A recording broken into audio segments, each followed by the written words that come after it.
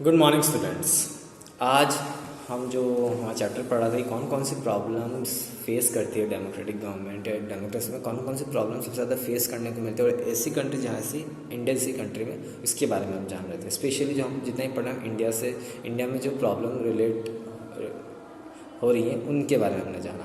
आज हम पढ़ेंगे कि द हर्डल्स, क्या एक डेमोक्रेटिक सिस्टम में कौन कौन सी हर्डल्स आ रही हैं। सबसे पहला जो हर्डल आता है वो पॉवर्टी है, और जो पॉवर्टी बढ़ती है इसके बाद में एक और जो है अनएम्प्लॉयमेंट, जो ज़्यादा जो पर्सन जो अनएम्प्लॉयड है। इसके बाद में कास्ट है, कास्ट की वजह से, रिलीजियंस डिस्प्यूट्स, लिंग्विस्टिक प्रॉब्लम इनकी वजह से, इलिटरेसी है ना, मतलब बहुत से पीपल्स ऐसे हैं इंडिया में जो अनएजुकेटेड हैं, सोशल इविल्स हैं कुछ, और कुछ नेगेटिव रोल जो मीडिया प्ले करती है। ओके, अब सबसे पहले अगर हम पॉवर्टी और अनएम्प्लॉयमेंट की बात करें तो 26% जो हमारी टोटल पॉपुलेशन है वो बिलो पॉवर्टी लाइन है, जो कि बहुत बड़ा हर्डल है।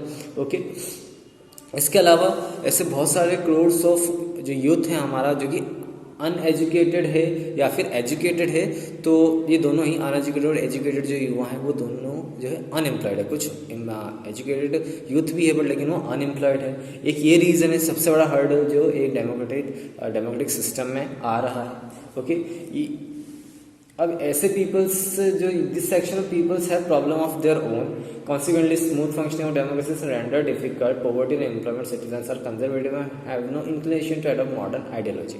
और कहीं ना कहीं इन पीपल्स की वजह से डेमोक्रेसी में बहुत ज़्यादा प्रॉब्लम आती है। ओके, ऐसे बहुत सारे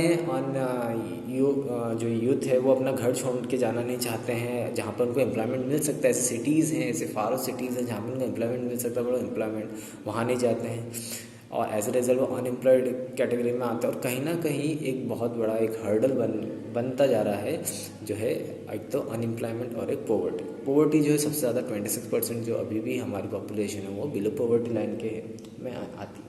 फिर दूसरी सबसे बड़ी प्रॉब्लम है तो कास्टिज्म, रीजनल फीलिंग और लिंग्विस्टिक प्रॉब्लम। ओके, कास्टिज्म में सबसे ज़्यादा प्रॉब्लम ऐसे होती है कि लोगों को इक्वलिटी के तौर पर नज़रिए से देखा जाता है। आज भी कुछ जगहें ऐसी हैं जहाँ कास्ट के बेसिस पे किसी के साथ डिस्क्रिमिनेशन हो जाता है, उसको हक नहीं मिलता है उसका। ओके, उनके राइट्स जो होते हैं या उनकी फ्रीडम है उन पर वो एंजॉय प्रॉपर तरीके से कर नहीं पाते हैं। कुछ जगह ऐसी हैं जहाँ रिलीजन के बेसिस पे डिस्क्रिमिनेशन होता है। कोई अगर पर्टिकुलर कास्ट का या रिलीजन का पर्सन है तो उसे काम नहीं दिया जाता है या उसके साथ इज्जत से बात नहीं की जाती है, उसकी रिस्पेक्ट नहीं की जाती है। सो ऐसी जो फीलिंग है among the our Indian citizens, ये एक कॉमन फीलिंग है जिसकी वजह से भी डेमोक्रेटिक गवर्नमेंट को बहुत ज़्यादा प्रॉब्लम फेस करना पड़ता है।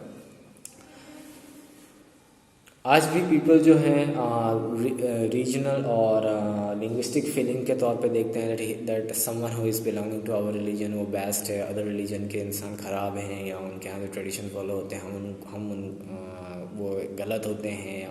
कहीं ना कहीं हम पीपल्स को डाउट की नज़र से देखते हैं on the basis of that he is coming from that region, तो हो सकता है वो ख़राब हो, अच्छा नहीं हो, अच्छा इंसान ना हो। ओके, तो कहीं ना कहीं इससे क्या होता है, पीपल जो उसकी वर्किंग होती है उस पर भी इफेक्ट पड़ता है। कुछ ऐसे जो पीपल्स होते हैं जो कि एक प्लेस से दूसरी जगह ट्रैवल करके जॉब करना आता है। Suppose that for an example कोई सदर्न पार्ट से यहाँ नॉर्दर्न पार्ट या सेंट्रल पार्ट में आ रहा, तो उसमें लैंग्वेज बैरियर हो जाता है। सबसे बड़ा जो लैंग्वेज बैरियर होता है हम उसको लैंग्वेज के बेसिस पर हम उसको डिस्क्रिमिनेट करते हैं, उसकी हंसी मजाक उड़ाना स्टार्ट कर देते हैं या उसे प्रॉपर बात नहीं कर पाते just because of the language और उसका जो कल्चर दूसरा फॉलो कर रहा है। सो ये सारी हर्डल्स जो आती है एक डेमोक्रेटिक गवर्नमेंट को देखने को मिलती है। अब इससे होता क्या है, जब कभी कभी ऐसे रीजनल फीलिंग्स आती हैं तो स्पेशली क्या होता है जो है एक अलग से स्टेट की डिमांड करने की बात आ जाती है। फॉर एग्जाम्पल अगर हम एमपी में देखिए तो हमारे यहाँ एमपी में अलग अलग लैंग्वेजेस बोले जाते हैं। मालवा रीजन, बुंदेलखंडी, बागिल और तो उनका डिमांड्स ये होती है लाइक बुंदेलखंड में that we speak different languages, we follow different customs, so we want a separate state. अब एमपी के जो जनता है just because of they speak different languages और उनके डिफरेंट कल्चर्स इस वजह से वो डिवाइडेशन मांगते हैं दैट हमें एक अलग स्टेट या बुंदेलखंड स्टेट या फिर बीच प्रदेश स्टेट से हमें अलग कर दिया जाए बिकॉज हम डिफरेंट रीजनल, हमारे लैंग्वेजेस अलग हैं, हमारे रिचुअल्स अलग हैं, हम डिफरेंट लैंग्वेजेस बोलते हैं। इस वजह बेसिस पे तो इन सारे डिस्प्यूट से एक डेमोक्रेटिक गवर्नमेंट को काफ़ी हार्म होता है बिकॉज जब एक स्टेट को डिवाइड होता है तो बहुत सारी चीज़ें उसमें डिवाइड करनी पड़ती है, बॉर्डर कम्युनिकेट करनी पड़ती है, डिस्ट्रिक्ट्स अलग बनाने पड़ते हैं, कैपिटल्स अलग किए जाते हैं। सो काफ़ी कुछ प्रॉब्लम्स होती है as a state government also and as a democratic government या फिर सेंट्रल गवर्नमेंट को बहुत ज़्यादा प्रॉब्लम्स क्रिएट होती हैं। ओके, नाउ द नेक्स्ट जो प्रॉब्लम जो सबसे ज़्यादा फेस की जाती है वो की जाती है इलिटरेसी। ओके, इससे पहले मैं लिटरेसी पे जाऊँ, इससे पहले ही मैंने आपको पहले एग्जांपल दे चुका हूँ कि लाइक डिफरेंट लैंग्वेजेस जो है वो बहुत बड़ा हर्डल आती है। लाइक साउथ के पीपल्स अलग लैंग्वेजेस बोलते हैं, नॉर्थ के पीपल अलग हैं, नॉर्थ ईस्ट के पीपल अलग लैंग्वेज बोलते हैं। तो इन सब बेसिस पे भी काफ़ी कुछ डिस्क्रिमिनेशन फेस करना पड़ता है जब ये दूसरी सिटीज़ में माइग्रेट करने आते हैं। ओके, अब जो तीसरी जो चीज़ है वो इलिटरेसी है। मोस्ट ऑफ द पीपल जो इंडिया में जो अनएजुकेटेड है, जब 2011 का सेंसस हुआ था तो केवल 64% जो लिटरेसी थी, overall literacy may be 50 to 60% थी, जिसमें जो मैन थे वो 73% एजुकेटेड थे, वुमन जो थी केवल 64% एजुकेटेड थी। हालांकि यहाँ पर भी हम जानते हैं कि मोस्ट ऑफ द स्टेट्स या मोस्ट ऑफ सिटीज़ या most of the economically weaker section society के ऐसे होते हैं जहाँ पर गर्ल्स को एजुकेशन में ज़्यादा प्रमोट नहीं किया जाता, उनको ज़्यादा एजुकेट करने नहीं जाता। इस वजह से जो परसेंटेज ऑफ वुमेन लिटरेसी है वो कम है, but still a lot of requirement चाहिए। बिकॉज सभी अगर एजुकेटेड होंगे तो कहीं ना कहीं एक बेटर नेशन बिल्ड हो सकता है। अभी भी अगर हम 50 to 60% अगर ओवरऑल हम लिटरेसी रेट की अगर हम बात करें तो बहुत ज़्यादा कम है। अभी भी स्टिल 40% पीपल ऐसे हैं जो अनएजुकेटेड हैं, जो एक बहुत बड़ा मेजर प्रॉब्लम कंसर्न हो सकता है आगे आने वाले समय में।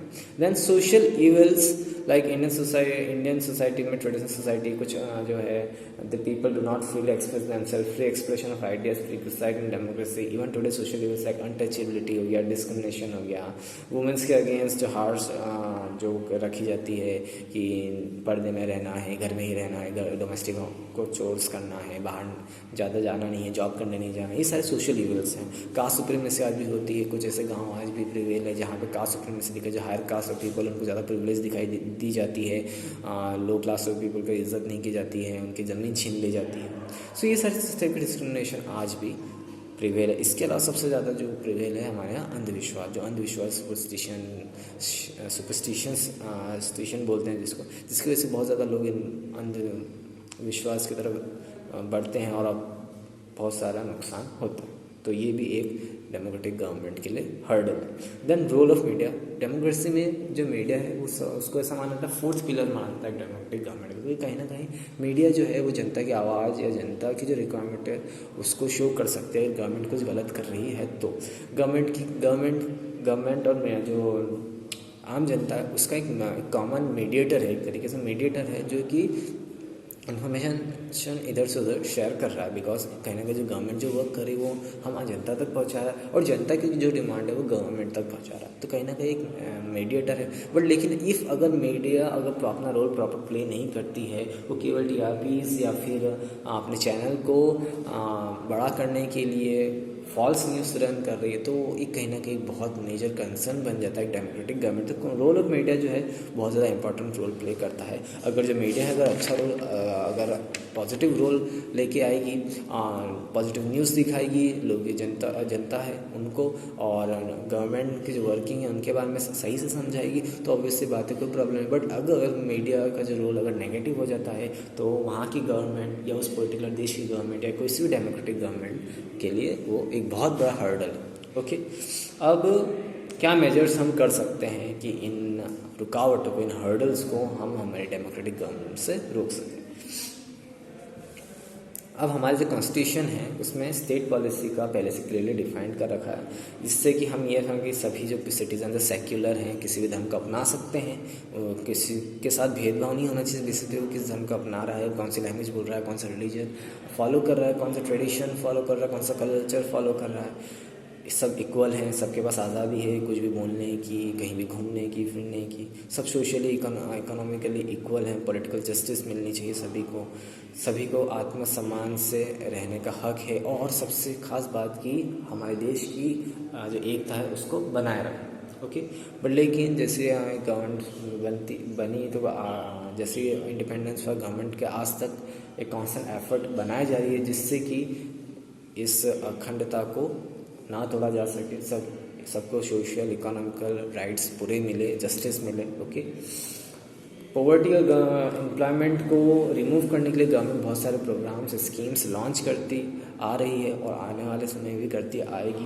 ओके, जिस पर लेकिन इसमें भी सोशल अवेयरनेस होना बहुत ज़्यादा ज़रूरी है। एक आम इंसान को या ऐसे पीपल्स जो कि बिलो पॉवर्टी लाइन है, अनएम्प्लॉयड है, उन पर अगर अवेयर नहीं है, उनको पता नहीं है गवर्नमेंट उनके लिए कौन कौन सी स्कीम्स लॉन्च करे जिसके तहत वो फ़ायदा उठा के उनको रोज़गार मिल सकता है, तो वो कोई वेस्ट है वो ऐसी स्कीम्स। तो कहीं ना कहीं जो अवेयरनेस है amount this class of people, इनके पास ये अवेयरनेस होनी चाहिए कि गवर्नमेंट हमारे लिए क्या स्कीम्स निकाले और किसके तहत हमें रोज़गार मिल सकता है, या हमें जो हमारी पॉवर्टी और गरीबी को हम कैसे दूर कर सकते हैं। तो ये ऐसे नेसेसरी प्रोग्राम्स, पब्लिक अवेयरनेस वाले प्रोग्राम्स ये हमें करना ज़रूरी है। इसके अलावा और भी पब्लिक अवेयरनेस प्रोग्राम्स हमें लॉन्च करने होंगे गवर्नमेंट को भी as well as non government organisation को, जहाँ पर जो कास्ट बेसिस पे या जेंडर बेसिस पे डिस्क्रिमिनेशन होता है वो रोक सके।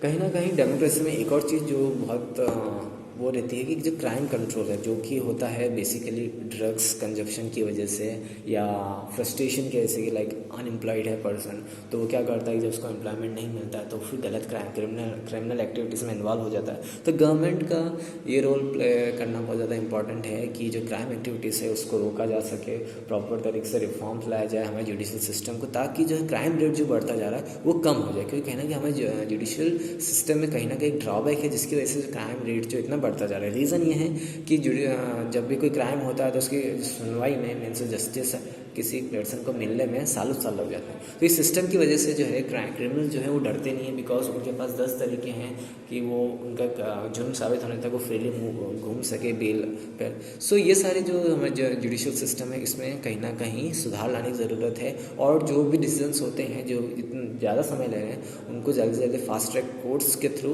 वो सारे जो भी केसेस पेंडिंग उनको रिजॉल्व किया जाए, ताकि कहीं ना कोई ना ताकि जो सिटीजन्स से उनके सामने भी डर हो कि दैट लॉ एंड ऑर्डर जो है बहुत फास्ट है, हमें अगर कोई भी काम गलत करेंगे तो हमें सज़ा जल्दी मिल जाएगी। इससे जो है क्रिमिनल्स के जो क्राइम करने की टेंडेंसी है उसमें गिरावट आएगी। और कुछ ऐसे स्ट्रिक्ट कानून बनने चाहिए जिसके तहत जो है क्रिमिनल जो है क्राइम करने से पहले सोचे।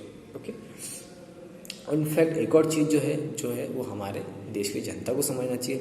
कोई बहुत ज़्यादा सुपर नेचुरल सोचते हैं कि लाइक सुपरस्टिशियस थिंग्स होती हैं जो कि लाइक एक टाइप का अंधविश्वास है, आपकी आस्था है, दैट्स वेरी गुड, बट लेकिन अंधविश्वास की तरफ नहीं बढ़ना चाहिए। बहुत से पीपल इसकी तरफ बढ़ जाते हैं, बहुत सारा पैसा वहाँ खर्च करते हैं और एट द एंड किसी क्राइम से इन्वॉल्व हो जाते हैं।